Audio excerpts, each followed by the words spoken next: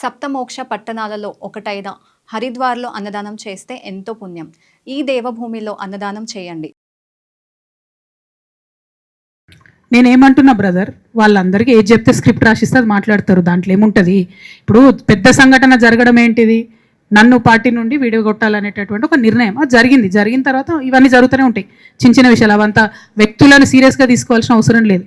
అల్టిమేట్గా నేనేమంటున్నా అంటే, నన్ను అడగకుండానే ఉరి తీశారు. కనీసం ఏమైంది అని కూడా అడగలేదు. మేడం లోగో తీశాను. మేడం నేనేమంటున్నా అంటే, కింద పెట్టి నేనేమంటున్నా అంటే, ఇప్పుడు నేను మాట్లాడే ప్రెస్ మీట్ చూస్తున్నటువంటి రాజకీయ నాయకులకు కావచ్చు, బీఆర్ఎస్ పార్టీకి సంబంధం లేని వ్యక్తులకు కావచ్చు, వాళ్ళకి ఇది ఒక ఎంటర్టైన్మెంట్, ఇది ఒక వార్త. కానీ నాకు నా లైఫ్, మా బీఆర్ఎస్ పార్టీ కార్యకర్తలకు వాళ్ళ లైఫ్.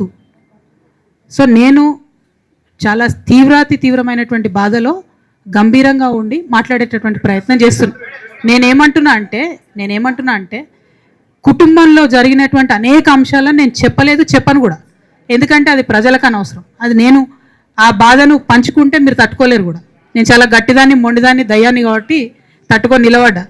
కానీ నా ప్లేస్లో వేరే వాళ్ళు ఉంటే తట్టుకోలేరు. సో కుటుంబంలో ఇంటర్నల్ విషయాలు నేను మాట్లాడతలేను. ఓన్లీ పొలిటికల్ ఇష్యూసే నేను మాట్లాడుతున్నా. పొలిటికల్గా నన్ను సైడ్ లైన్ చేసి, నన్ను సస్పెండ్ చేసి, పార్టీకి అనుక్షణం నష్టం చేస్తున్న ఆ ఇద్దరు వ్యక్తులను, వారి గుంపును, వారి ముఠాను పార్టీ ఎట్లా మోస్తుంది అనేటటువంటిది నా ప్రశ్న. సరే, నిన్న మొన్న ఆ గుంపుకు సంబంధించిన వ్యక్తులు అన్ని చోట్ల నా ఫ్లెక్సీలు చింపేసి నాకు దిష్టిబొమ్మలు, శవయాత్రలు ఎందెందో చేసిరట. ఈ ఉత్సాహం కేసీఆర్ గారి మీద సిబిఐ ఎంక్వైరీ చేస్తా అని రేవంత్ రెడ్డి గారు అన్నప్పుడు ఎక్కడ చచ్చిపోయింది ఆ ఉత్సాహం నేను అడుగుతా ఉన్నా. ఎందుకు చేయలే రేవంత్ రెడ్డి గారి దానాలు, దిష్టిబొమ్మలు ఎందుకు చేయలే? ఏం అండర్స్టాండింగ్ ఉంది మీకు? నా ప్రశ్న సింపుల్. నన్ను వ్యక్తిగతంగా ఏదో చేస్తారన్నది కాదు. నాకు నష్టం జరిగేదే లేదు. ఎందుకంటే ప్రజలు చూస్తున్నారు, ప్రజలు గమనిస్తున్నారు. తెలంగాణ ఆడబిడ్డలు తమ ఇంటి ఆడబిడ్డలుగా ఆదరించారు నన్ను. నేనేమంటున్నా బ్రదర్, కుట్రలో ఎవరి ప్రమేయం ఉందన్నది నాకు తెలియదు. నన్ను సస్పెండ్ చేసిండ్రు. బీఆర్ఎస్ పార్టీకి, తెలంగాణ ఉద్యమానికి, తెలంగాణ ప్రజలకు 20 సంవత్సరాలు నా జీవితంలో కష్టపడ్డా కాబట్టి ఒక అప్పీల్ చేస్తున్నా నేను ప్రెసిడెంట్ కేసీఆర్ గారికి, వర్కింగ్ ప్రెసిడెంట్ కేటీఆర్ గారికి. మన కుటుంబాన్ని విచ్ఛిన్నం చేసి పార్టీని హస్తగతం చేసుకోవాలనే కుట్ర జరుగుతుంది.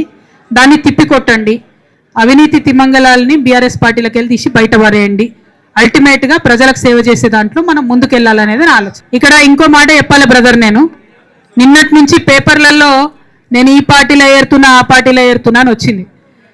నేను ఏ పార్టీలో కూడా చేరను. నాకు ఏ పార్టీతో అవసరం లేదు.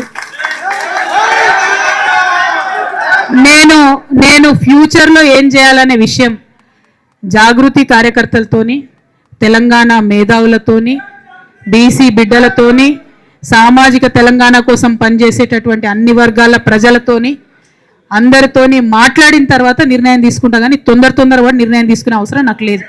1, 2 ఏదో నిర్ణయం తీసుకోవాలనేటటువంటి విషయంతో నేను పనిచేయడం లేదు. జరిగినటువంటి పరిణామాలను ఒక్కొక్కటిగా ఎదుర్కొంటూ వస్తున్నాను. నిన్న జరిగినటువంటి పరిణామం చాలా కీలకమైనది, నా జీవితంలో అత్యంత ముఖ్యమైనటువంటి పరిణామం. కాబట్టి చాలా ఆలోచించి, ఆచితూచి, అల్టిమేట్గా తెలంగాణ ప్రజలకు లాభం జరిగేటటువంటి నిర్ణయం తీసుకుంటా తప్పితే నా కోసం నిర్ణయం తీసుకోవాల్సిన అవసరం లేదు. నాకెట్లా తెలుస్తుంది సస్పెన్షన్ గురించి? నాకైతే రేవంత్ రెడ్డికి ఉన్నట్టు ఆడ దూతలు లేరు.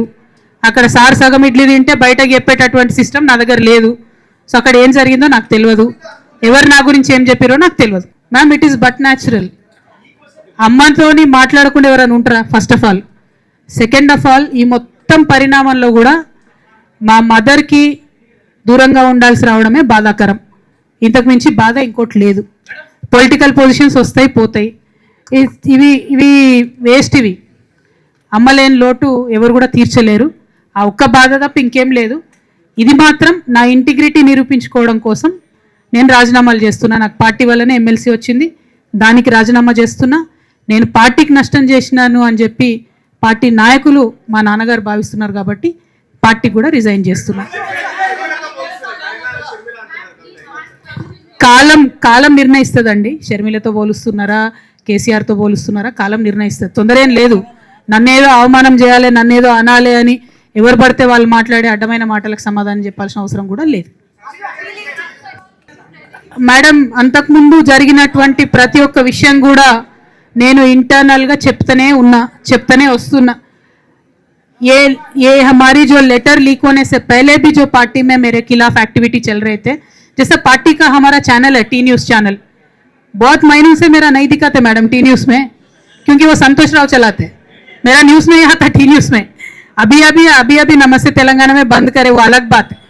बहुत रिसेंटली उनका बहुत देर के बाद बंद करे. टी न्यूज़ में कब का बंद कर दिया. ये सारे चीज़ें भी मैं बताई पार्टी में, लेकिन जब तक मेरा लेटर पब्लिक नहीं हुआ तब तक मैंने पब्लिकली अपने कभी भी दिक्कत मैंने किसी को नहीं बताया. जब लेटर उन्होंने खुद पब्लिक किया तो मुझे मजबूर होकर आज बात करना पड़ रहा है. ఏమా ఒక్క నిమిషం మా నిజామాబాద్ బిడ్డలు అడుగుతాను, ఒక్క నిమిషం చెప్పరా.